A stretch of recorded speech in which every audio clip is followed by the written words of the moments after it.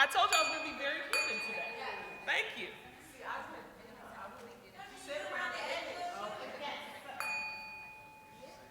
There you go, around. There you go. There we go. That was the missing part. Thank you. All right. You don't get another bracelet for that, though, but thank you. Appreciate it.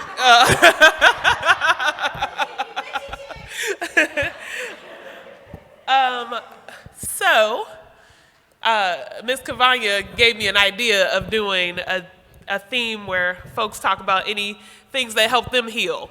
So does anyone have something they'd like to share, something that helps them heal? I know she talked about aromatherapy and all of that, essential oils. Anyone else? Praying? Uh-huh. Art? Oh, very cool. Oh, nice. More art? Kevonya, can you give out some bracelets? We had two. Him? I'm sorry, I'm just making him do everything. Anything else folks want to share? Maybe something they've learned from family or others? Yes. Forgiveness. Deep. Especially with family. Woo. That's a whole nother PCI. But all right. Okay. Yes.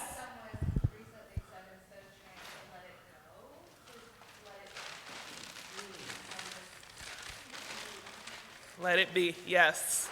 That sounds like some traditional wisdom there. Let it be. All right. Thank you all. So like I said, you all can continue to work on your vision or your narrative boards, however you choose to define that. I'm going to briefly continue on talking about how we work around narratives. So, all right. So, we can choose. And I was just talking with Kevonya during the break about this, that we know that there's a lot of data, particularly around BIPOC folk, around health disparities and the number of adverse trauma experiences that we have. And sometimes, because we're inundated with that all the time, it's easier to internalize that than to look at the possibilities from there. So I'm wondering if there are any thoughts on how do we develop meaning about things that have happened to us?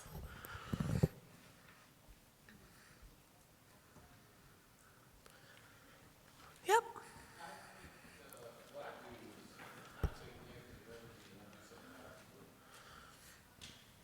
Okay.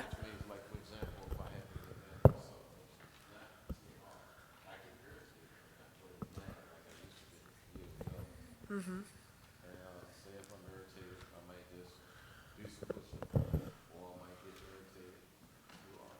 Okay. I find something happening. So you transform that energy. Mm-hmm. Yes. Similar to energy, I think like negative experiences that I've had, I try to teach with them. So I try to use that to potentially like prevent someone from experiencing the same, or basically sharing my experience with someone that has a similar experience and trying to find something positive out of it. Yeah. Yeah. So looking at what did you learn from, and go ahead. What I learned, I think it's stages of it, but like when I was a kid, it wasn't really taking a lot of the negative stuff and turning into positive. It was kind of living in it. Yeah. And so as I got older, I felt like this is just what I used to tell God, like, why are you doing this to me kind of thing. And it was just there. Like I couldn't really change some of those things. Yep. But again, like this foster parent going to a different country, perspective is what I learned from it, or what I got from it. And it's like no matter what type of environment I'm in, I get to choose how I see it. Yep. Right? And so as I got older, like as an adult, same thing is just understanding choices and even not putting myself in certain environments. Yep. Right. Yeah, there's so much there. But one thing that stood out to me in what you said is the meaning that we take from things. So when things happen, we send messages to ourselves about this is unsafe for me, or this says something about who I am. I deserve this. All sorts of messages come up. And while we can't control what has happened to us, we can control how we frame the things, right? So yes, this occurred. And sometimes I find with clients, they'll put qualifiers on it, right? Like, this was really bad, and therefore I am bad because it happened. Then shame comes in. And instead I say, this happened, and what are you taking away from this? How do you want to move forward? Because that's where the power comes from. Thank you for sharing. Well, I was going to say something similar to what Dante said. Like a battered woman, she gets help, and now she's helping people who helping battered women. So it's a healing process. Yeah. Yeah, so when we can use our experiences to say, I had something happen to me, and this is how I came on the other side. That can help people feel a sense of hope. And that can also help us heal as well. Anybody else? Okay.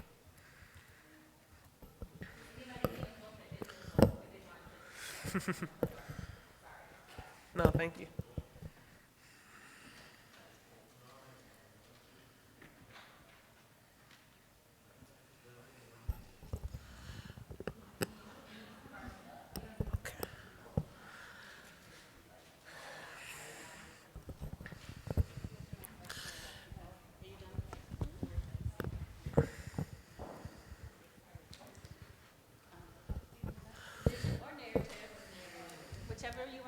Whichever one is fine. Okay. Oh, go ahead. I'll just add, so I'm older now, and when I look back on my own life, I've often found that the times of great challenge and trial are the times that I've learned really valuable life lessons that I could not have learned if things were going smoothly. So the energy of change is discomfort, and in every time that I'm really uncomfortable, I'm usually learning something I need to know. And so I bring that perspective with me to my work, and it helps a lot when I'm dealing with people who are in the midst of their greatest challenges, that I always have that hope. It doesn't go anywhere. It stays in me just with what I've seen, but also what I've experienced in my life, so that when it's painful, I try to be curious. Okay, what am I learning? What am I learning? How am I learning? And I think it has a potential for great compassion for people, all people towards each other, if we just realize we're all kind of doing the best we can, given whatever challenge we're in. Yeah, and there's also an aspect of trust there. Trusting that even if I don't know why this is happening now or what I'm supposed to gain from this, that eventually it'll come full circle. And I'm committed to being curious about it and finding the meaning. Thank you all. So just a couple of thoughts to consider here. We talked about pathologizing things, and that's what we see particularly in the healthcare system. And so while it's important to acknowledge the adverse childhood experiences, it's also important to uplift those positive experiences or look for those positive experiences. So I sometimes ask my team and folks to look at how we assess people. How do we talk about trauma? How do we talk about people's stories to help model a way that people can frame it instead of, well, this is typical for what we see for your population. So just something to consider there. And also considering community care. We talked about the fact that positive childhood experience, a lot of that is about having adequate support and feeling supported. Same thing as adults. How do we create a community of care? And communities of care are not just typical therapists, maybe your physician and things of that nature, but also it could be family, it could be friends, it could be other advocates helping to bring about change. So that is also something to consider. So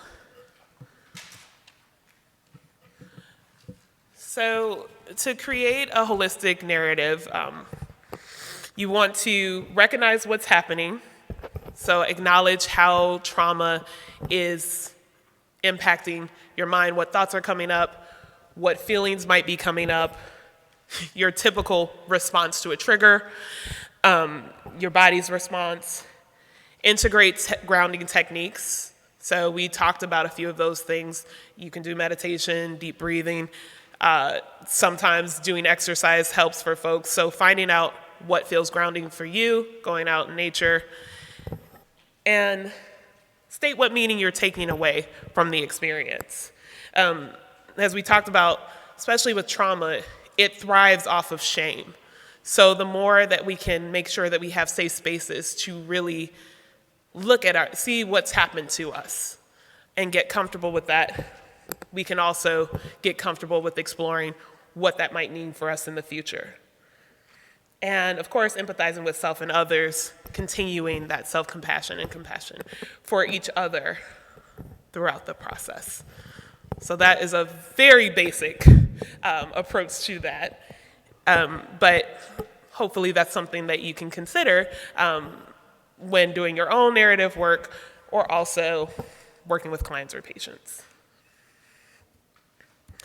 Did that? Already did that. Okay. Did anyone have any questions, comments, concerns on that last, since we're moving on to our last planet for today? Yes.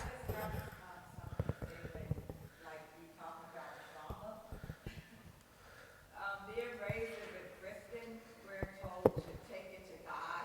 That's what we're told, so we don't know how to handle this. I had to learn how to handle things in my life when I got older, because I've always heard all my life, being raised in the church, take it to God, take it to God. So I didn't know, I had to learn. Yeah, and that's an important part to realize. We're expected to know things that maybe we were never taught. And so it's important to recognize that I don't know what I don't know. So and the things that I'm told I should know, sometimes I wasn't given that. So I have to be patient with myself and explore resources to help me gain those things. But to your point about being raised in the church in that aspect, something that I've done when working with, particularly with Christian clients, is look at, yes, that's part of it, right? But there's also other parts of, well, what are you going to do with that, right? If you give it to God and you still feel it, what do you do with that? And that allows people to start exploring what that might look like. So it's interesting, and sometimes, like you said, the church can be a positive aspect, religion can be positive, and then sometimes religion can have some negative impacts too, as people choose to do what they like with it and using it in the way they should. But you get to decide how you utilize that in your life. Anything else? Okay. All right, so we are going to move on to talking about the collective, coalition building, all of those things. And so we're going to allow you all to have some time to talk about ways that we bring ourselves to different spaces. And you all may have seen this before, the iceberg concept of culture. So there's the things that are on the surface that typically, we don't maybe mind as much talking about, maybe. But it's generally more acceptable. And then there are other things that we maybe don't talk about much, right? So the surface culture is more of the icebreaker questions. What's your favorite food to eat? Things of that nature, right? Usually there's a low emotional risk there, low vulnerability risk. And then we have what's underneath all of those things, the unspoken rules. So how we define the way we communicate non-verbally, what that means, our concepts of beauty, our notions of modesty, our relationships to the environment, our notions of leadership.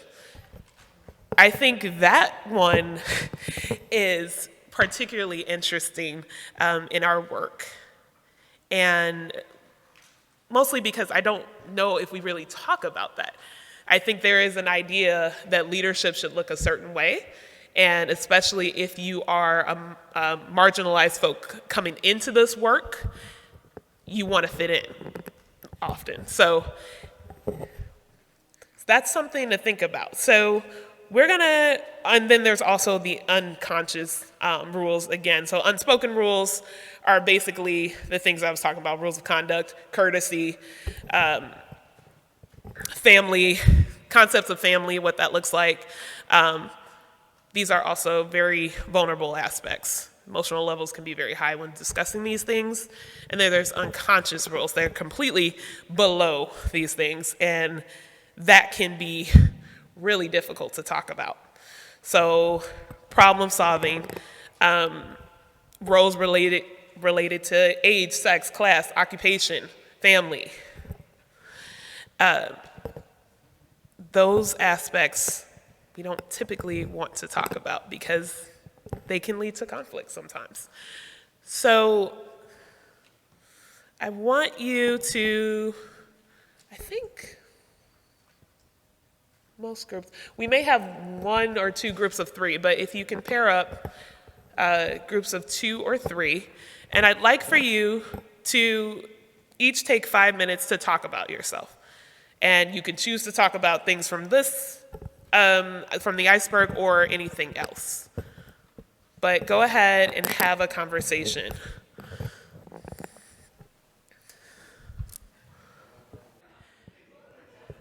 Thank you all for sharing with each other. So I have a question.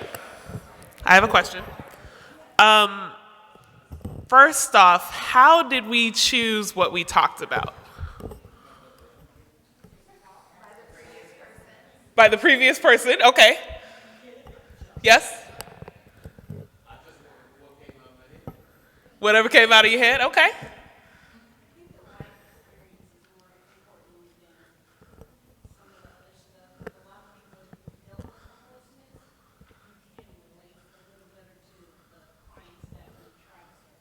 Okay. Okay, so you thought about it from the perspective of relating to the clients you serve. Okay. Yes.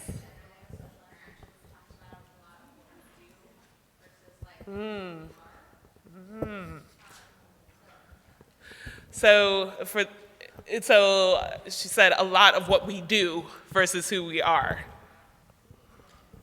Uh-huh. Yes. I think I tend to lean towards my labeling factors. I'm Middle Eastern and gay, and I'm a mom of African American children. Those types of things Okay. that make me different. Oh, interesting. So you go towards those aspects that maybe folks would be like, oh, that's different. Okay, awesome. So, and I know that you all have been great in being vulnerable with each other already within this space. And I'm wondering if that also plays a role here. If the fact that we've had different conversations, folks have already spoken up, if perhaps folks felt more comfortable talking about different things. Yes.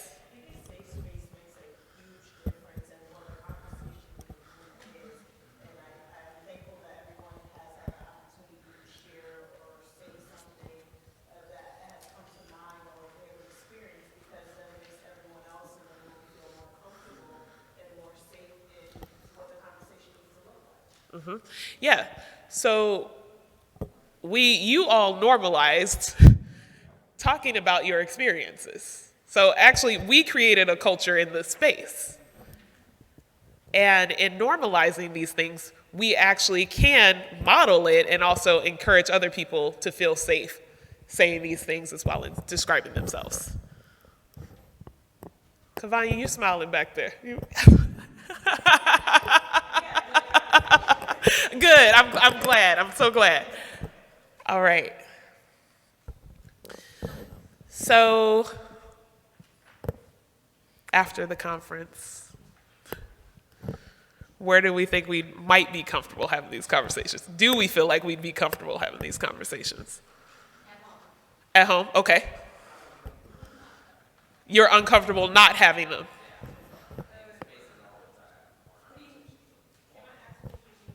Okay. So it sounds like, well, let me take a step back. Sorry, y'all, I have the coffee. Did anyone, raise your hand if you got into the kind of deep culture aspects?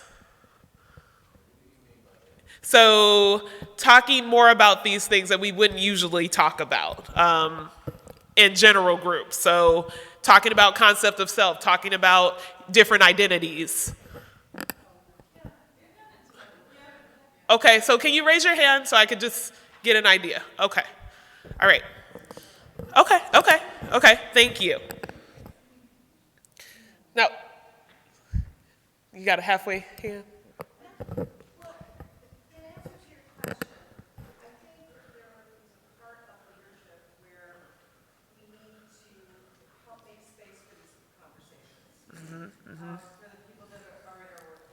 Yep. Because the absence of that is what gets stuck. and it creates barriers so there's not an authenticity between us and those we serve. Now, Yep. I sit in administration, so that's in one space. But the thing is, my job is to make sure that other people have that same space to do that authentically. And if I don't model that, then it's just lip service. Yes, exactly. So it's not enough to just say, we welcome you to show us who you are. Yep. But I think going along with that, like part of the work, especially for people of color, especially for BIPOC people in these spaces, is that we need to make it safe enough for them to do that. Yes. It is more than us modeling it, and it's us really thinking about how we need to systemically change the environment. So that's a lot of what I shared today, because I feel like that is really what I'm hoping to get out like from all of you, and I really think is like the grounding work is how do we change the system so that we can be there Yep. and be effective. Yep. Agreed. Well said. Thank you.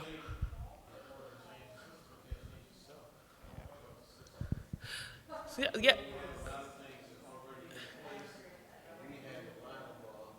Stuff there, you know, well, I say that because I came up with Canada. And I ran, I was in, I got sick of it, I came out, and I realized that we're gonna do something about this kind of stuff. Some people, like myself, have to go after these people. And when I go after these people, a lot of times you don't know how to say, look, tell them certain things and explain certain things to them. And let them know that I also understand that behind what you were showing here. And it takes this kind of person to understand you want to get at it. Because this is how I heal myself. But I also get other people around me talking to me, showing me ways, and getting the point to me that you have to talk to me. And I know that when I talk with people, I allow them to truly be who they are. I talk to people when I first get there, they'll be howling and screaming, and then I get about 100 MFs and some more. And after a while, I see you feel better. And then I talk to people.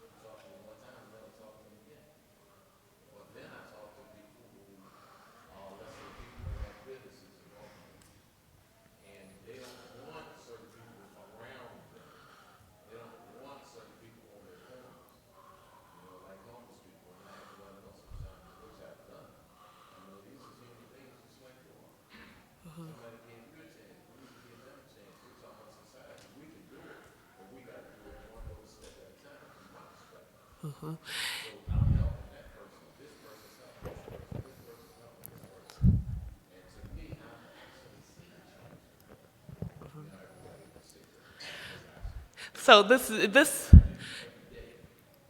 is what happens when we start having these kind of conversations. There becomes a different way of how we strategize around it. Because what I'm hearing you say is, if I heal myself, then I can start changing the system.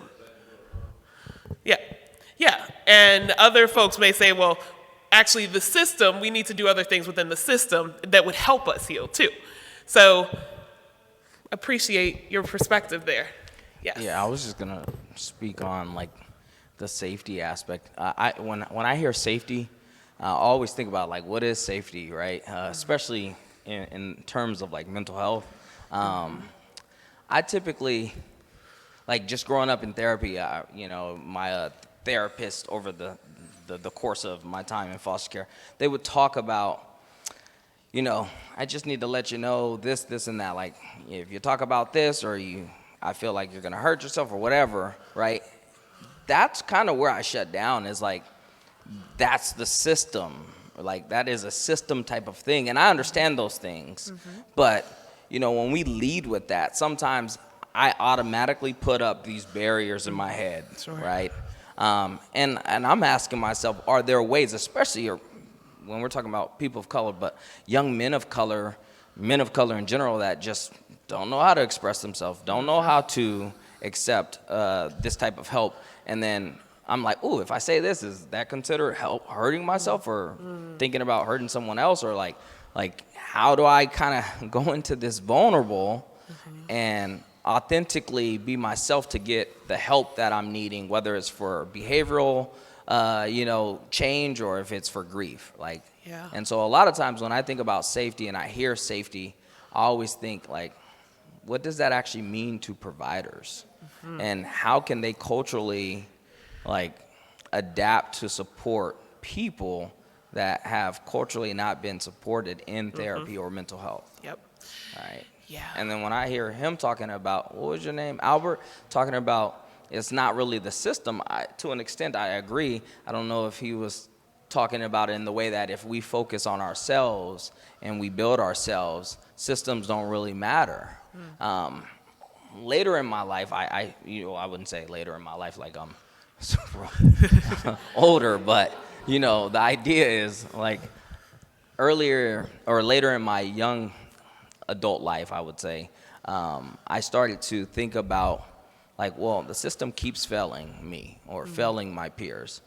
Like, what can we do about it? And how can I step outside of that? And I that's what I kind of got from his statement, is like, they're there no matter what. Right? True.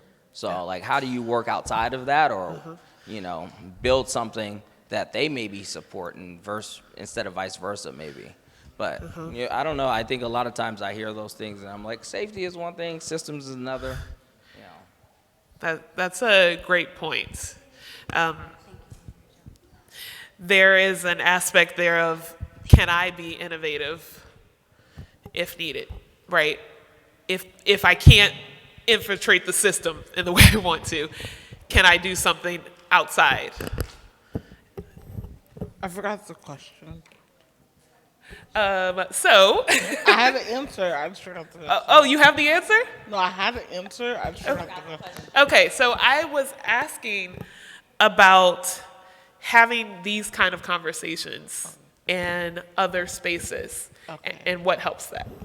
Yeah, because I actually didn't get a chance to share with my group, but I know one of the things for me is trying to continue to have this conversation is not necessarily leading with, well, sometimes I do lead with who I am or like my title, but I'm learning to try to speak more towards like my passions or like where I'm at right now, how that leads up to my goal in life or where I want to be in life. So like, what spaces am I putting myself in, or like trying to create or cultivate certain experiences that I have that lead up to where I want to be. Like, for instance, coming here, this was a chance for me to learn more about the practices because I do healing circles and poetry, and I want to do more things, speaking engagements around the world. So how do I align myself in these spaces where I'm going to eventually land where I want to be? And so, like, me doing this is like, I'm been put in a lot of this, spaces where I can voice these things and have these conversations. So for me, it's like alignment or intentionally providing this so I can take it back and like, expand or drop that knowledge into other people that come behind me. If that makes sense. Yeah. So it's just I think sometimes we ask for these conversations, we do have to maybe sometimes go out and create them for others and ourselves, or we're entering certain conversations, you can be the one to answer it differently. So like if you have a topic or a prompt, or if you don't have a topic or a prompt, it's like a challenge icebreaker, you can be the one person that answers a little bit differently and people can learn, okay, there's different ways to answer that question. You don't have to do it, like that trend. A lot of people, especially in BIPOC communities, were like, okay, don't say what you do, but like, who's doing the I'm a mother of, I'm a father of, so that start being the trend. You don't always have to, you can answer different ways, because that still is kind of saying who you are to other people, not who you are to yourself. So that's just like another way of, looking at how to answer questions. Yeah, so when folks say, tell me about yourself, I think someone already mentioned, we usually talk about who we are, what's our job, what do we do? Maybe we talk about if we have a partner or we have kids and things of that nature. But we can also take the risk and say, this is what I'm passionate about, this is where I'm going. And that may open up an opportunity to build coalitions, right? There may be somebody else that says, actually, I'm doing work around that too, or I'm passionate about that as well. And so there's the synergy, the alignment there as well. Thank you. Anybody else?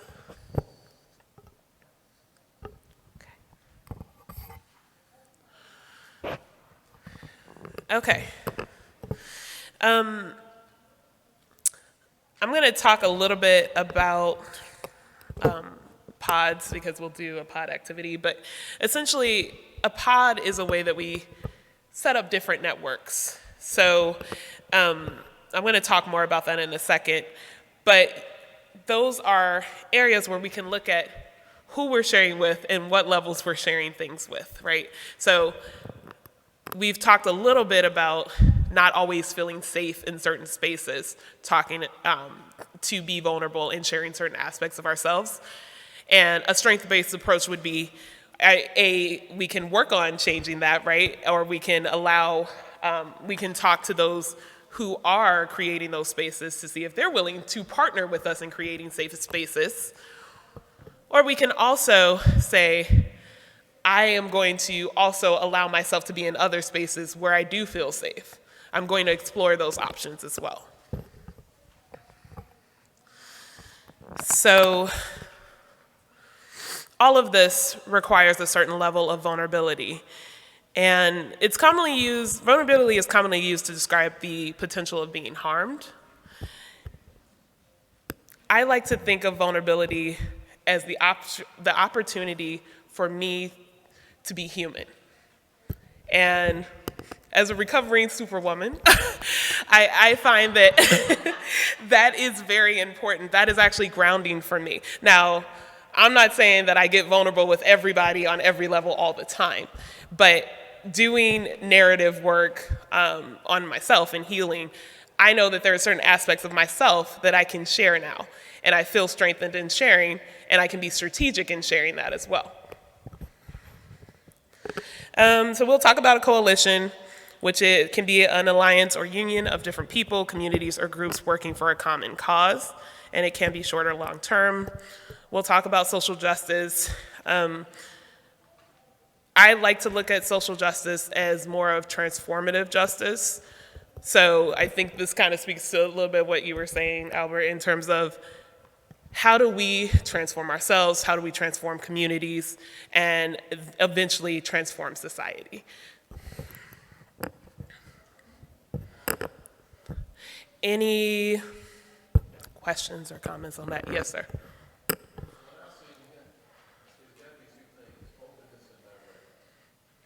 Openness and directness. Okay. It's just like some of the places where I go and they got shootings and stuff, and most of the neighborhoods I grew up in and moved through with other people. A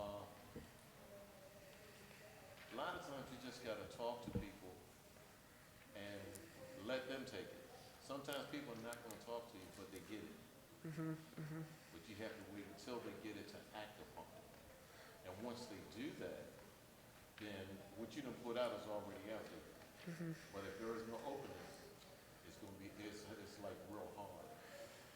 So there's an aspect of being open to different things, but also being clear on what we're looking for. And we're going to talk about that in terms of being a group. I've worked in a few coalitions, and it's interesting because we're all open to different ideas, but when it comes to being direct about this is what we do as a group, and this is how we hold ourselves accountable to it, it's very challenging, to say the least. So I do agree in that. I do think we need to have a directness and accountability, and also an openness to exploring various options. Yes.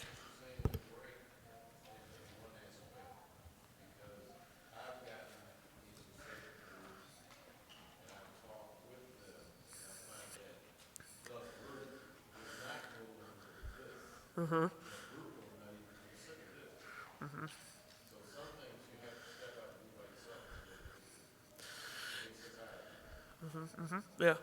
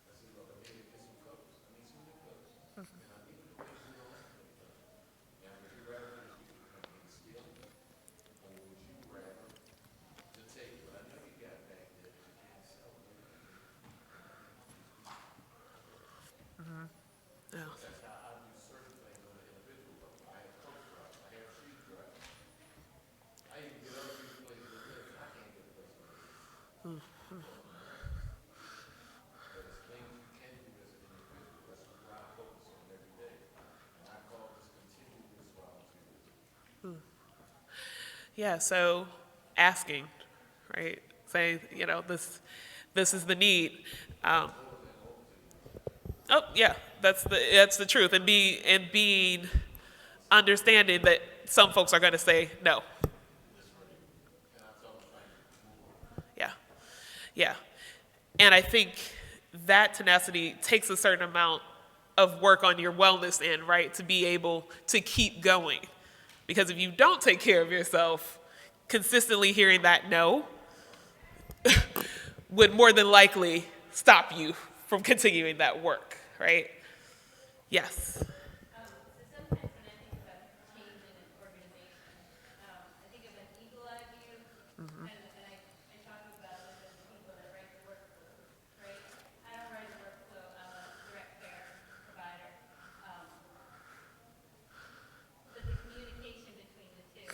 And the conference is about lived experience, right? Justice is lived experience. So are we actually talking to the people about what's going on? Like, how is the communication between the levels of power in our organization? If that's clear, things move along with an understanding and a reason. If you give me a reason for the change that makes sense for the clients, Uh-huh. the people that we're serving, that's good. But if you're talking about, we're going to use technology and we're going to do this and we're going to do that, you've lost me because you're actually making it harder for my people who don't got reliable or don't like it when people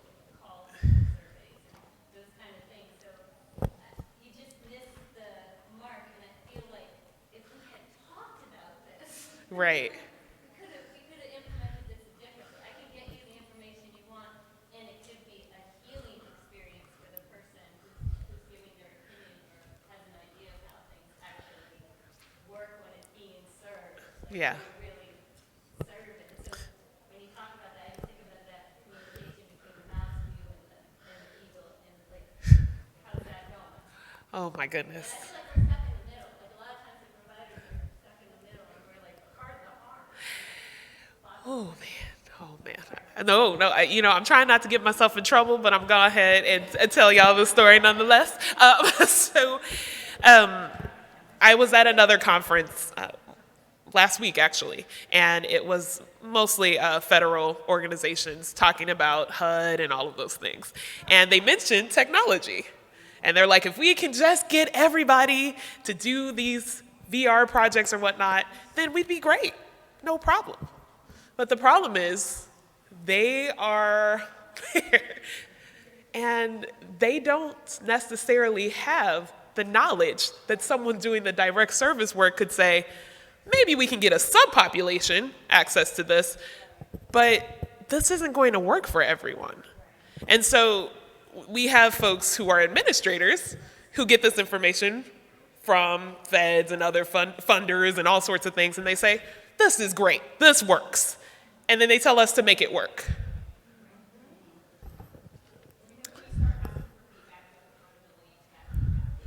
Yep. So on a positive note, I remember one of my favorite leaders of our organization would come down into my office when I was like a 20-something, a long time ago, y'all, but a 20-something social worker, and he would just sit in my office. He would say, we're thinking about doing this. What do you think? As if I was somebody powerful, but I didn't know how the front door worked, and I could give them feedback before they implemented it. Yes. And that's a model. Yeah. A humble leader. He was a servant leader kind of guy. Well, and ultimately that benefits him to listen to you. Right. But people who have the knowledge. Same thing with people with lived experience, right? We know that it's kind of best practice to have folks as part of the decision-making process, but how well do we actually integrate them in that process? And do we, I'm trying not to go off on a tangent today, but do we actually allow them to tell us what would work, or do we say, well, you fit into our box. This is what we're thinking. You tell us if this is a yes or no. And so I think that is a key component to building effective teams, coalitions, organizations, is making sure that we have people with expertise and we're listening to them. Setting aside egos and all of that to make sure that we're ultimately doing the best work for our clients.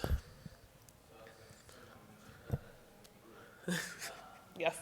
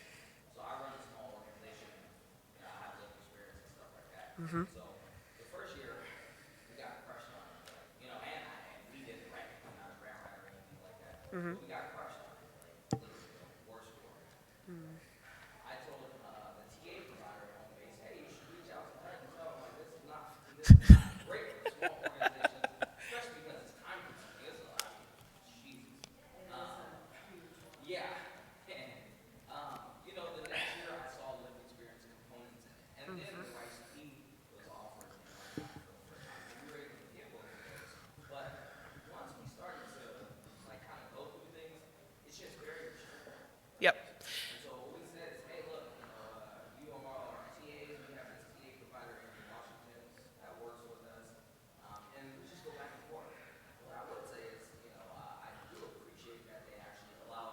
Good. Yep.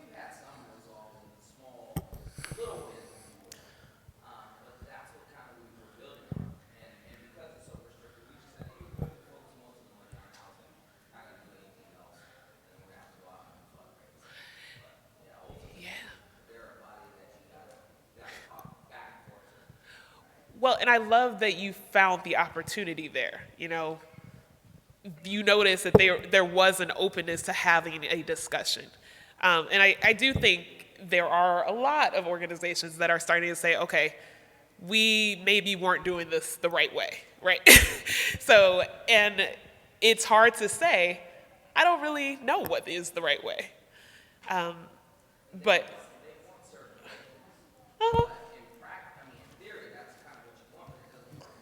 right. Yep. Yep. Even large providers will tell you they're having similar issues as us.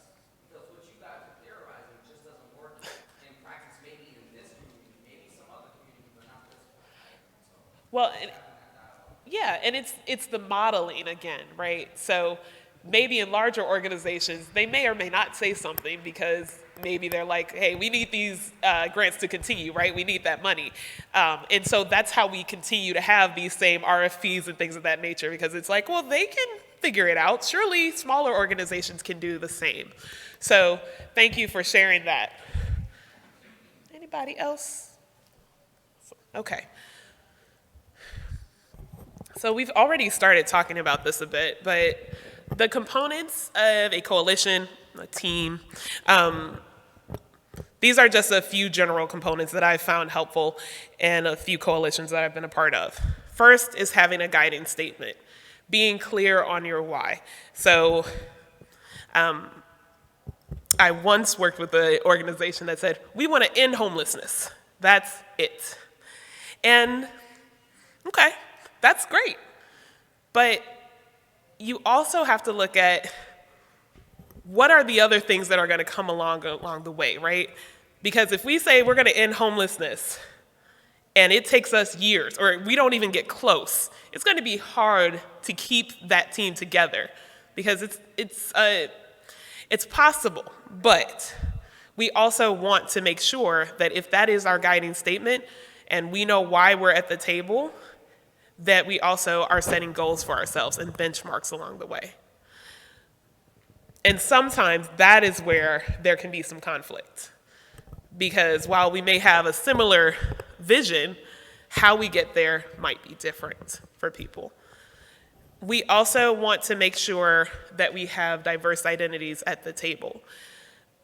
Having just a group of leaders, administrators, doesn't work so well. And we also have to look at the equity part of that. Sometimes administrators are at these tables because they're the only ones with time to be a part of these meetings. And so if I am a leader, I need to also make sure that I'm creating spaces for my team where they feel like they have the opportunity and the time to be a part of the decision-making process. Also, having our mission, having our values. So this is really important to understand what values look like for different people. Sometimes it's assumed that we share the same values, and you all actually have a worksheet there in your packet where you can actually put down your values. It's also online, so you can actually go to the website and put in the code, and you should be able to do it online. But you can do this for your team, you can do it for yourself, family, and friends, and it's just a good way to look at what are my values specifically in this area? What are my values overall? What are my values personally? What are my values when it comes to the people that I serve? So, I think we got some time. So you can go ahead and take about 5 minutes. Think about values and how they show up. We can do workspace or you can do personally. But since we're talking about coalition building, maybe think about your workspace.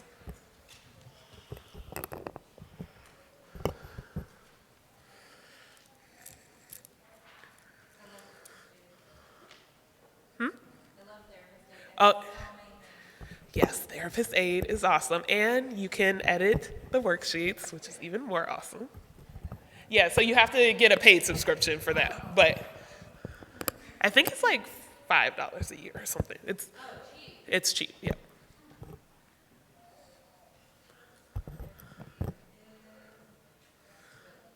Yep.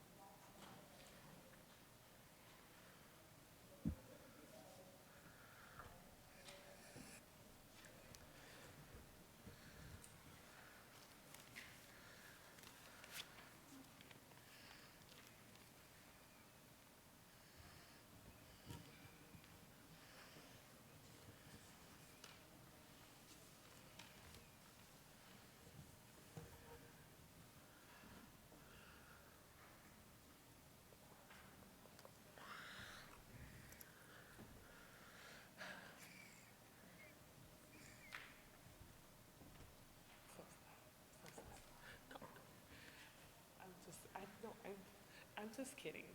I'm just saying this bottle has been through a lot today. That's all I'm saying. Good. I got coffee. I'll make it to break. Thank you.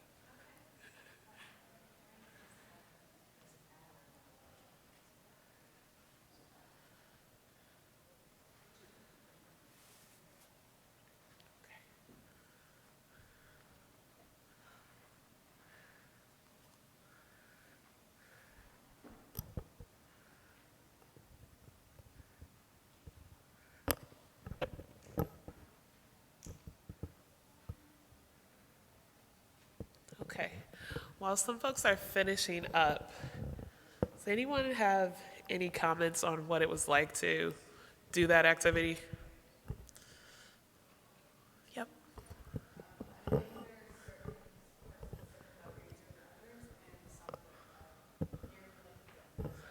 Okay. Yeah, so defining values in different circles can be difficult.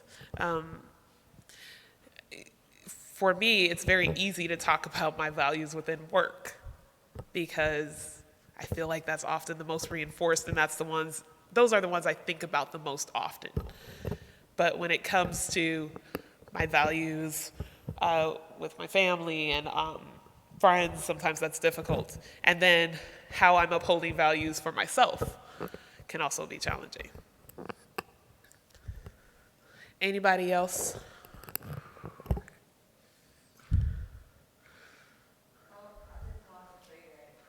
Like you have these lines here,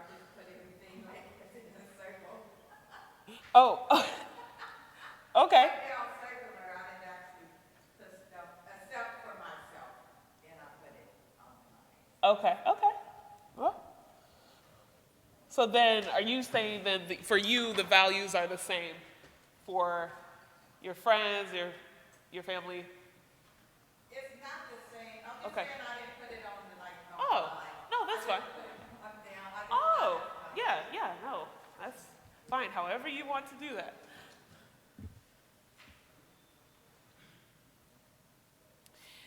Is there any potential aspects of this that might be controversial if you were particularly to do it at work with a team?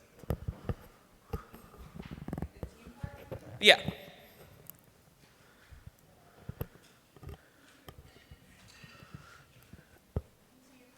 So, is there any aspect of this that you feel might be controversial if you were to do this values exercise with your team at work? I saw you nod. Yeah, I was just thinking that if I describe some of the stuff that's on my values, that's certain individuals may think it's like targeted at when it's not targeted at. Oh, so people may take it personally. Okay. I agree with what she has said, but I also think on the totally other end of that, we have to be willing to be vulnerable with this to be able to change. For me, in the organization that I'm in, it's a not-for-profit organization, to make change, I gotta kind of step out of that box, but I also agree, do I want to get my feelings stepped on when I step out of the box? So, you have to weigh that, those personal values of if you want to do that. Yeah. They have changed. I wonder if sometimes, especially in the nonprofit sector, we want to be good people, right? We don't want to step on toes. I'm not saying for you, but I wonder if that's an attitude. For me, I agree with that. Uh-huh.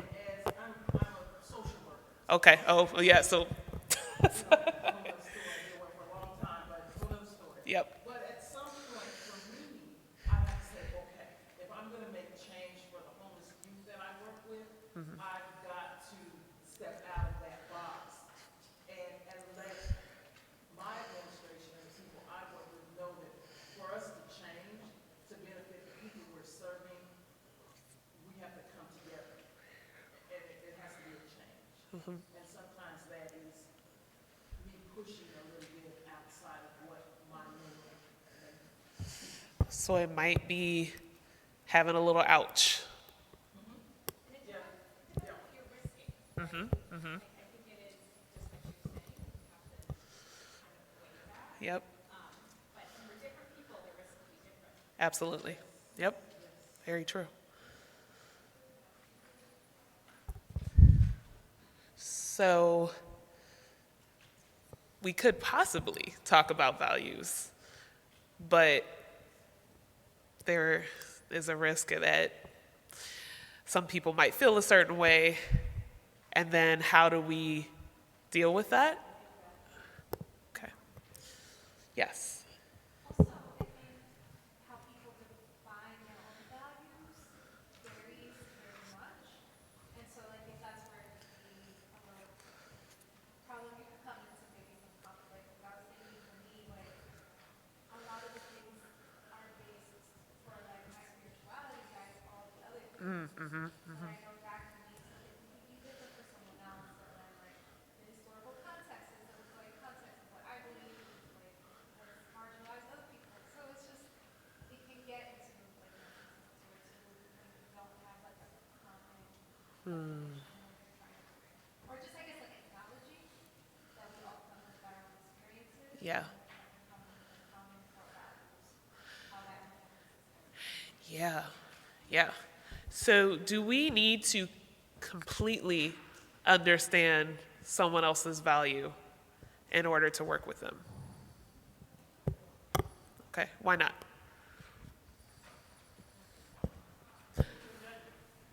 What's that? Because who's to say my values are better than your values or vice versa? It's just a judgment. Your values are your values.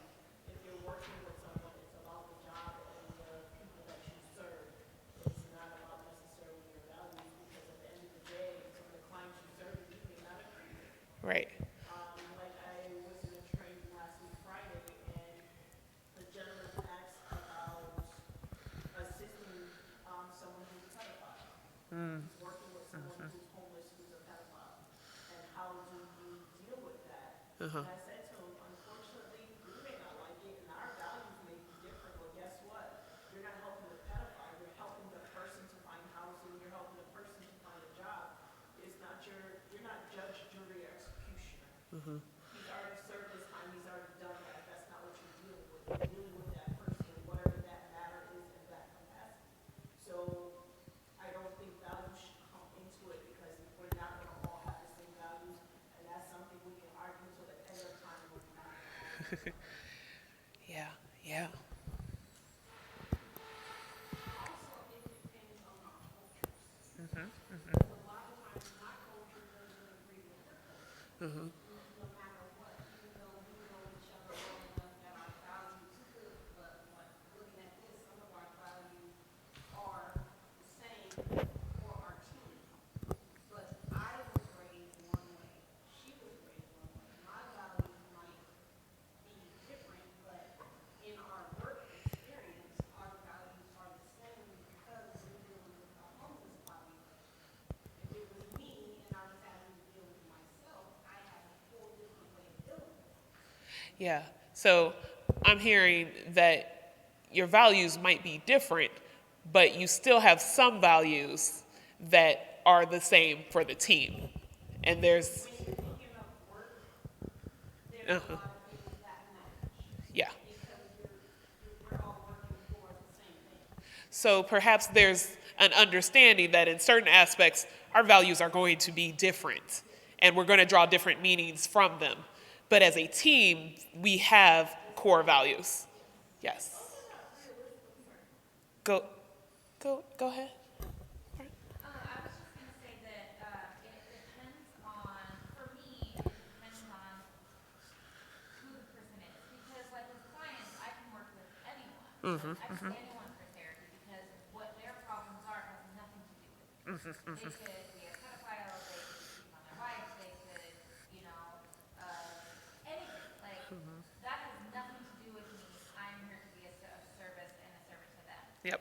However, in a working environment, someone else's beliefs might directly impact Yep. me. And so, or I'm at work so many hours per day, so many days per week.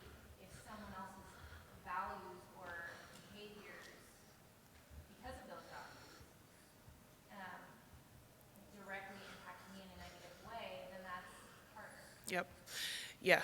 So similar to what we were talking about with wellness and boundaries, that it may be different in terms of the way we feel towards different values depending on who it is and if it impacts us directly. Yep. Yeah, I was just gonna, similar, but I also don't think that it's realistic or fair necessarily to expect everyone else around me to empathize or understand my values. That's a burden I am then placing on someone else. If the expectation is that I come to the table with a certain set of values, and I expect you to maybe not agree, but to understand or to like agree or to talk through with me or to have a discussion. Like, I just don't feel that that's a burden that I would want or would want to place on anybody else. So I think you can come to the table with values and you can, we choose to work in this type of environment, and so I choose that because it aligns with my values. My hope is that my coworkers feel the same way, but, ultimately I don't expect them to carry the burden of understanding or I don't know,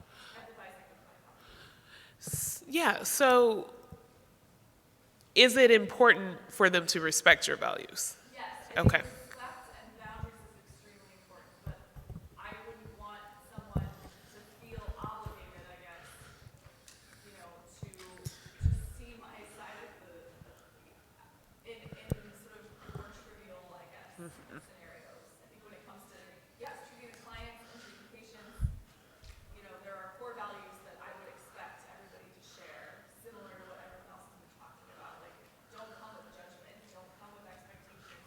You're here to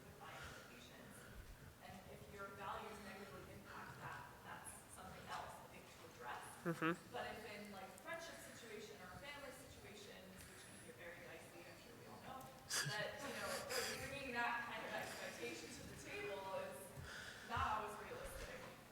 Yes. Thank you for sharing that. So we can perhaps talk about values, and I think something that might be important to consider when working within a team or a coalition is, are we having an explicit conversation about the core values? Because, you know, us being good people and wanting to do the right thing, perhaps that's not sufficient in terms of actually understanding where conflict might arise, right? So if we can actually get the core values, then that helps us create a framework around, if something comes up that we don't agree with, can we have something to go back to and say, does this align with our values? And I'm hearing also, it's important to also respect that other values that maybe we don't understand, we don't agree with, but there has to be, if we're building a safe space to build values and do this work, there also should be mutual respect around values in that way. Yes.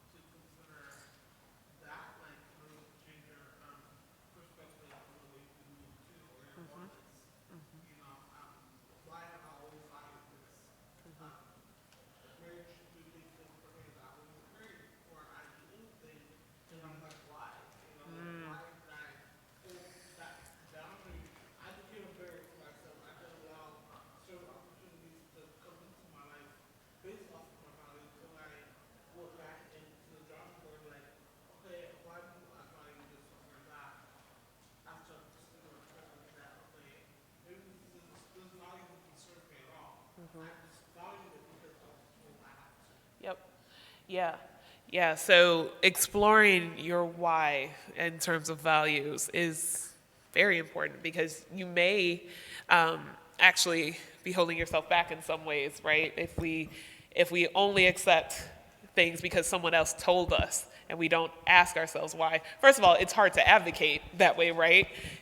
Because someone else could say, well, why do you hold that value? I don't know. Somebody told me to. But also, it helps us drive our purpose and define meaning for ourselves. Okay. All right. So we are going to talk about relationships and the stages. And building a team, building coalitions are very similar to building a relationship. So as we kind of talked before with burnout, there is this high energy point. There's this stage where we're excited to be together. We're going to get something done. We're going to make a change. And then reality sits in, right? So we realize that maybe the way I want to approach the problem is different than the way you want to approach it. We may also have some harm that happens here. You know, somebody might step on my toe here because they believe that this should go a certain way. And if we don't start to define, and even before we get to this, if we don't have a structure in place where we talk about how do we resolve conflicts, what is the process for that, then we get into a struggle of who should have the power here. So as I mentioned, I was in a coalition where it was mostly administrators. And so they felt like they should have the power because that's where they sit in other rooms. And we really had to break it down and intentionally say, everyone has a voice here and has equal power. And we vote and we talk about these things. And if someone feels strongly, even after we vote, we listen and we give space so that people feel heard. And so from there, we can go to either coming together or, as you mentioned, kind of finding our other circle. Maybe there's not alignment among the values and it's too big of a gap. Maybe we feel that the way things are going aren't in alignment with who we are. And sometimes that happens. Also, sometimes we just don't have the capacity either, too, right? Like, we may want to really get into some of these things. Being someone who likes to be involved in community engagement, I'll often jump into a lot of different groups, and I'll be like, yes, I'm passionate about all these things, but I still got my day-to-day job, too. And it takes energy to do this work. So going back to exploring our values, it's also important to explore our capacity to be to be a part of these groups, and also as a group determine if we want to make it short term, if we want to have subgroups, if we want to do things, structure it in a way so that people feel like they have capacity to be a part of it. Any questions on that?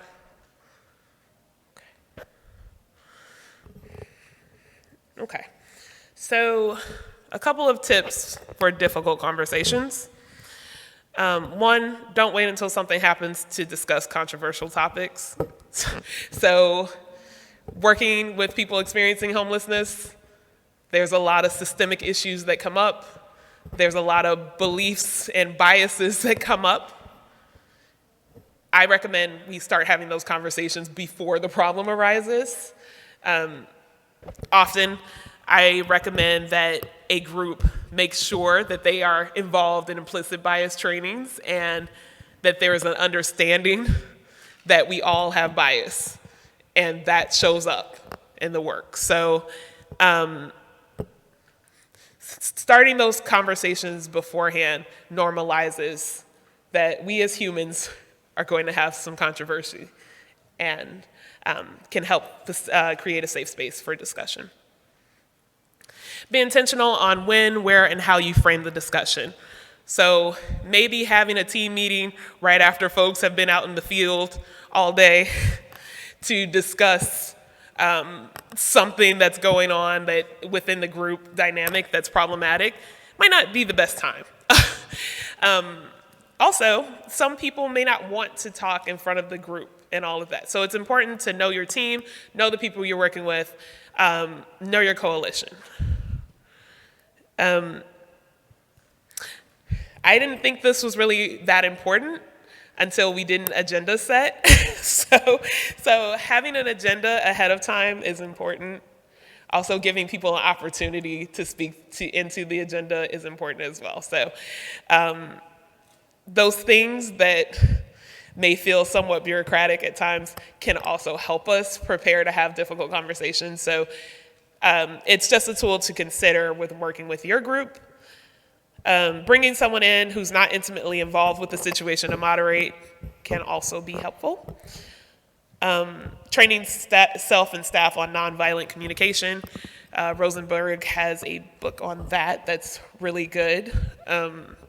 And it goes beyond using I statements. So it talks about our values, but also how do we have conversations when there might be an ouch?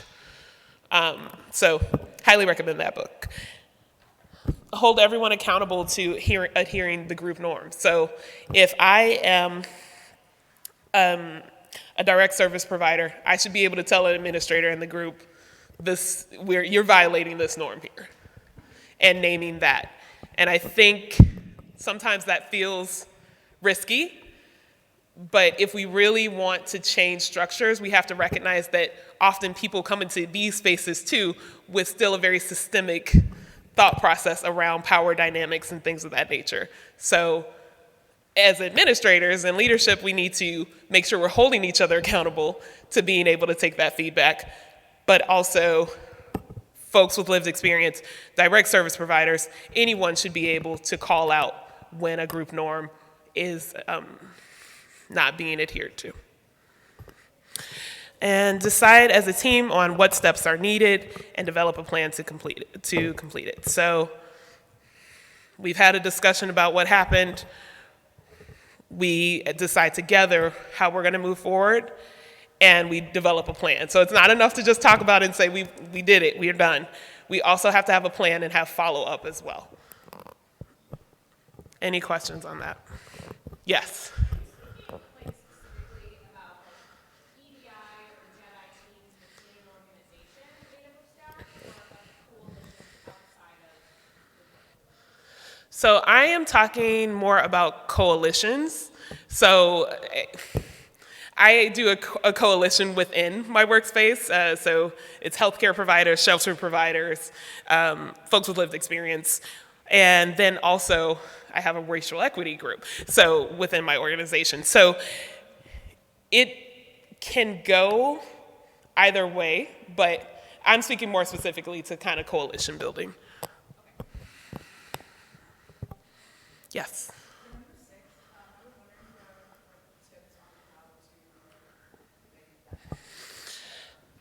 So one group that I'm a part of did something interesting in that every meeting we have a facilitator and I believe they call them like a moderator. And those roles would rotate.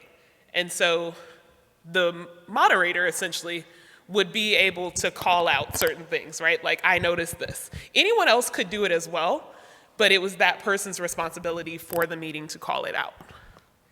So that's just one way I've seen it done. When it comes to not only staff, but clients, having them be able to give feedback is there. We have so is there a way that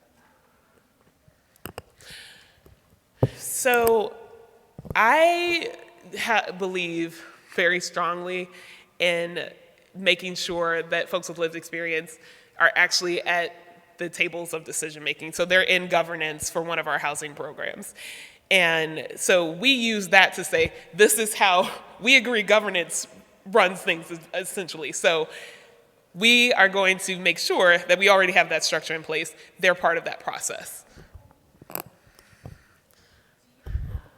Yeah.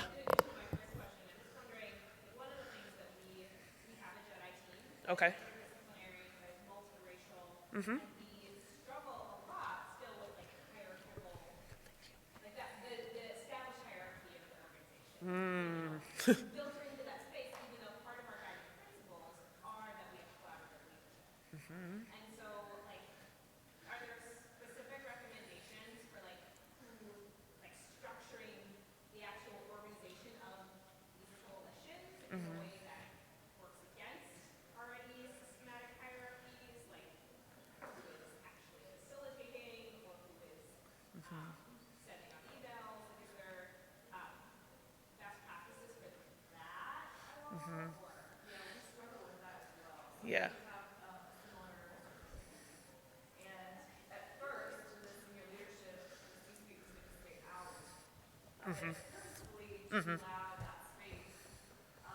We have recently decided to not do that. So now, as the C-suite, we're like rotating who sits on this like this group, and I think the first person out of our C-suite that was chosen to be on it, I forgot who that was. Oh. I think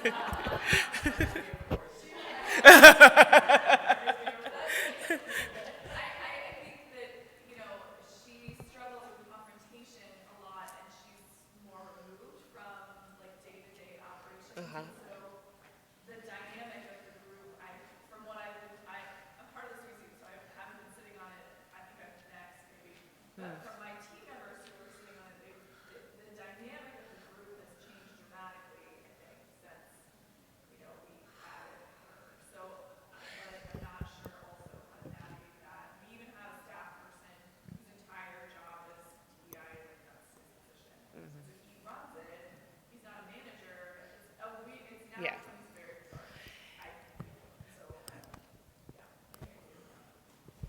One model that I've seen is the C-suite not being a part of it at the beginning, and then they can come in and provide feedback, but they don't make the last decision on it.